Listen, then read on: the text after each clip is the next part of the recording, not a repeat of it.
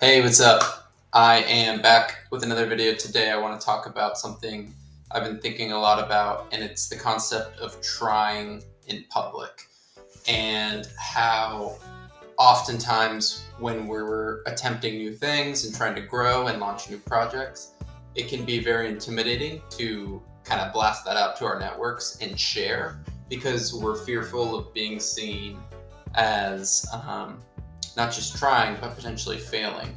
Because if you very publicly launch within your network a new project or a new experiment, and then you don't end up committing to that 100% because of whatever reason, you didn't like it as much as you thought, you didn't get the users that you were hoping for, something else got traction and you've shifted focus there. We kind of in our own heads can feel like that will be perceived from the outside of, oh, they failed at that, they're moving on to the new thing, and they don't have that commitment. They're all over the place, all of these kinds of things.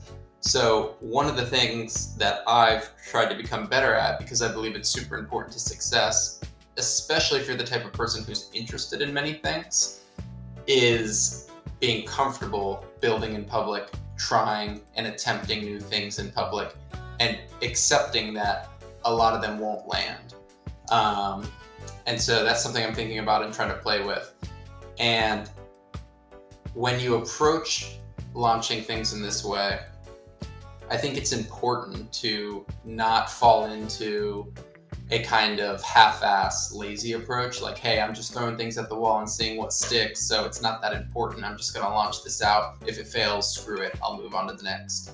I think it's still important to walk the perfect tightrope between seriousness and playfulness, between being willing to attempt things that might not work and giving them their best chance of succeeding.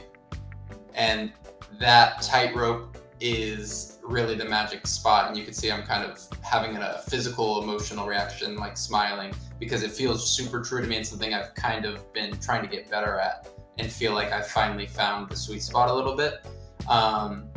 So there's this balance between waiting 6 months to a year because you want to be because you're approaching it like a perfectionist for a new product, a new launch, and sort of doing the Tim Ferriss approach. Like, he has this great blog post. It was a guest blog post about how to launch a successful Kickstarter project from a few years ago, many years ago, actually, at this point, probably. And in that post, there's this systematic approach to launching something and setting it up for success that these Kickstarter founders write about. And you can get caught up in this like master planning approach where you're like, I have to dot every I and cross every T before I'm ready to share what I'm making with the world. And when you do that, you're setting yourself up to feel more comfortable and like everything, all your ducks are in a row. And yeah, I think there probably is some gain in potential for success and impact. But 2 points. One is that's a huge time sink, and you're trying to mastermind something before you're getting feedback from the real world. And so I kind of think of it like the more time your head's down in your lab, the more time you're having to make guesses about the nature of reality.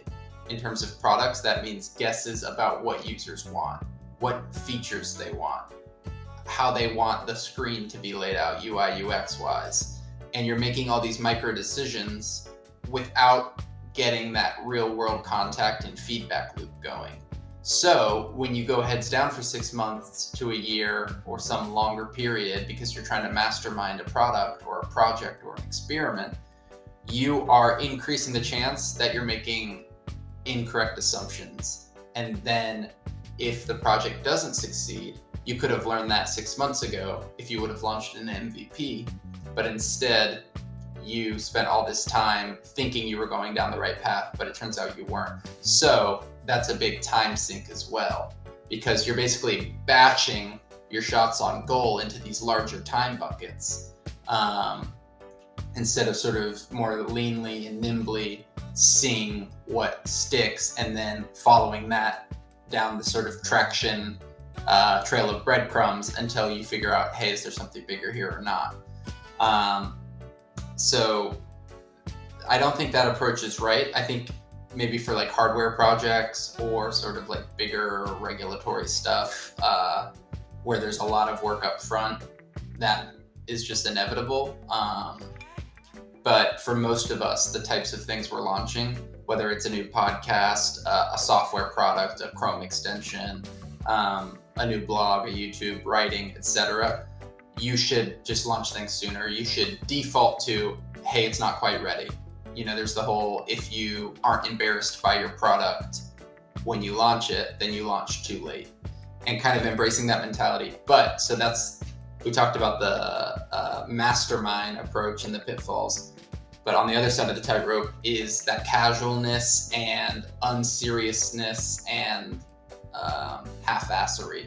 That is the other side. So if you kind of fall too much into this bias towards action, ship fast, get feedback from the real world as quickly as possible, you end up just like, I feel, launching a bunch of like half-assed versions and not giving things their chance to succeed. Which is also bad, because you don't want to just basically launch 10 shitty things and none of those will work, and then you assume that those 10 ideas were wrong. Because, man, I'm kind of stumbling into all these thoughts right now. One thought here is to start thinking of projects and experiments as like realms or avenues of exploration. So it's like you can go in 10 different directions. You don't know already what the destination of those 10 roads are, but every time you launch an MVP sort of at the start of one of those roads, you're basically saying like, hey, let me see if this road's worth going down. And so if you launch a shitty MVP for a specific road and it fails and you don't get traction, then don't dismiss that whole road as a potential creative road worth exploring, because you didn't give it a fair chance to prove itself as a worthy road. So I've written about this with writing and with ideas in general. You have to give your ideas a fair chance. So there's this really magical sweet spot of not overworking ideas and not being too scared to share them, and not sharing them too early. So I'm just thinking a lot about that right now. I have a lot of projects going on, and polymathematics is the art and discipline of doing many things, and sort of this approach to being a generalist and this lifelong pursuit of that, and embracing that you don't need to find one thing and specialize. But there's all kinds of potential pitfalls to that approach, because you're by nature saying, I'm going to work on multiple things. So there's a chance that you're spreading yourself too thin and that you're not giving each thing in your life its due. And like if you put out a shitty demo of a song like the night after you came up with it, and then you don't get good feedback, you're going to sort of label that with a negative emotional response a lot of the times, because a lot of us like not only sort of that internal affection, or not only that internal source of motivation for, hey, I like this song, but we also need validation from the outside world, because how are you going to know if the stuff you're making resonates with people? And that's completely normal. But if you put out a really early shitty demo and in quotes, and you don't get positive feedback, you might stop exploring that song and it never gets its chance to bloom into what it will be. But if you're petrified to put out music, you're never going to be a musician. And so you need to sort of work your way into whatever that magic spot is for you. I think we all probably have natural dispositions in terms of where our sweet spot is and that point of optimization. So it's not the same for everyone, but it is there for everyone. And be aware where you're falling, and be intentional about it. And don't be scared for things to fail that you shared publicly. that is part of it. And this is a conversation I was having with my sister recently. If you have a bunch of shitty SoundCloud songs and then you're headlining Coachella 10 years later, the fans of you and your music will love those shitty SoundCloud songs because they show the journey and they're deep cuts. Like if you listen to like half finished Beatles songs or like a John Lennon demo that never surfaced, you'll fall in love with it if you're a Beatles fan because you want to see the early thought processes, the Quarrymen. Imagine if we had a Quarrymen EP and it was like super unrefined. That would be fucking amazing if you're a Beatles fan. So don't be scared to leave a trail of breadcrumbs or a paper trail of your failures, because ultimately you're going to succeed. You have to believe that. And those failures are just going to be part of the story, and they're going to honestly be cool, I think. Like when you reach where you're trying to go, to look back and say like, oh man, I was trying to write this type of song even back then, and I didn't learn this thing yet, so I can hear it in those shitty SoundCloud songs. And it's the same with anything. If it's a software product, a hardware product, a piece of writing, whatever it is. So yeah, be willing to launch quickly, but don't half-ass those MVPs, and iterate quickly when you're feeling it and when you're feeling inspired or getting traction from the external world.